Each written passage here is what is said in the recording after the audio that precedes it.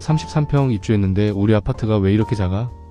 혹시 아직도 분양 면적을 내가 실제로 쓰는 아파트 내부 면적으로 알고 계신가요? 그동안 잘못 알고 계셨던 것입니다.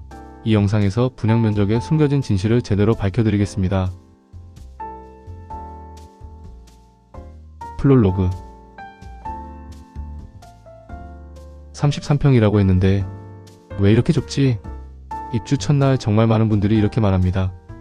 짐을 조금만 들여놨는데 거실이 답답해 보이고 식탁을 놓을 자리도 애매하고 이게 정말 33평이 맞나? 하는 의문이 듭니다. 더 놀라운 건 친구도 33평이고 나도 33평인데 왜 채광 크기가 이렇게 다른지 이해가 안 된다는 점이죠. 오늘 이 영상에서는 그동안 사람들이 가장 많이 착각해 온 33평이라는 말 뒤에 숨어있는 진짜 의미를 완전히 정확하게 설명해 드리겠습니다. 그리고 영상을 끝까지 보시면 같은 33평이라도 가장 넓은 아파트를 선택하는 기준을 확실하게 얻게 됩니다. 챕터 1. 우리가 흔히 말하는 33평은 정식 용어로 공급면적 33평입니다. 그리고 많은 분들이 이렇게 착각합니다. 공급면적은 내가 살고 있는 아파트 내부 면적이다. 하지만 전혀 아닙니다. 공급면적은 전용면적과 공용면적으로 구성됩니다. 전용면적은 실제로 내가 쓰는 방, 거실, 주방을 말하고 공용면적은 복도, 엘리베이터, 계단, 홀처럼 입주민 모두가 쓰는 공간을 말합니다.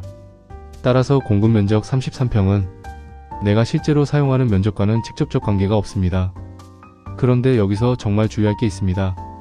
같은 33평이라도 어떤 아파트는 전용 25평, 어떤 아파트는 전용 23평, 이렇게 전용면적이 2평 이상 차이 나기도 합니다. 전용 2평 차이면 방 하나 크기가 통째로 사라지는 수준입니다. 이렇게 전용면적에서 차이가 나는 이유는 공급면적에서 공용면적이 커지면 전용면적이 작아지고 공용면적이 작아지면 전용면적이 커지기 때문입니다. 따라서 공용면적이 작고 전용면적이 큰 아파트를 사야 합니다. 아파트 살 때 반드시 물어보세요. 전용면적은 몇 평인가요? 아셨죠? 챕터 2. 전용면적만으로도 집 크기는 크게 달라집니다. 하지만 진짜 핵심은 따로 있습니다. 다름 아닌 서비스로 주어지는 발코니 면적입니다.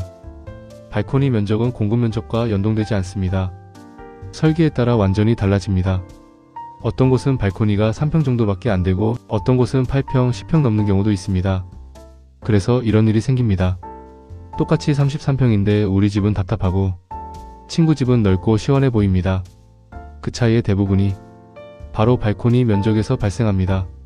일반적으로 1면 발코니, 2면 발코니, 3면 발코니 순으로 발코니 면적이 커지는 경향이 있습니다.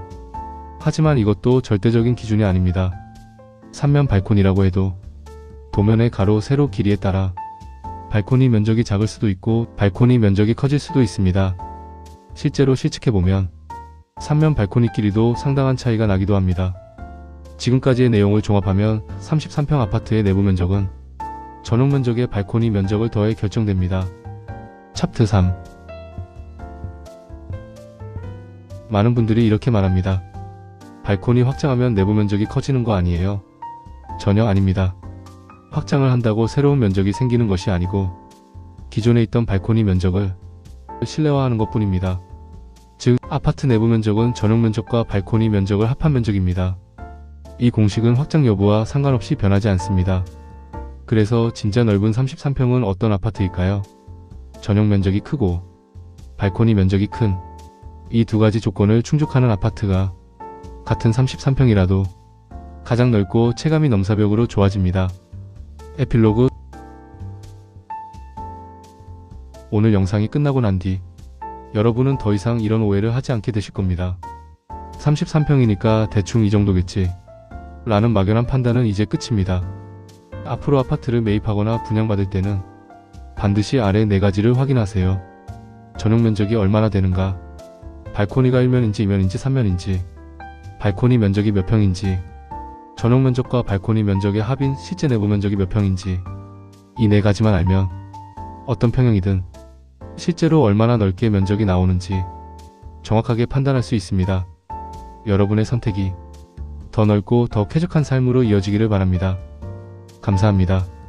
오늘 영상이 도움이 되셨다면 좋아요와 구독 부탁드립니다. 그리고 앞으로도 여러분의 아파트 선택 기준을 탄탄하게 만드는 명확하고 정확한 부동산 인사이트로 찾아뵙겠습니다. 시청해주셔서 감사합니다. 흐름을 읽고 통찰로 나아가는 시선 이창수의 부동산 인사이트 다음 편에서 다시 뵙겠습니다.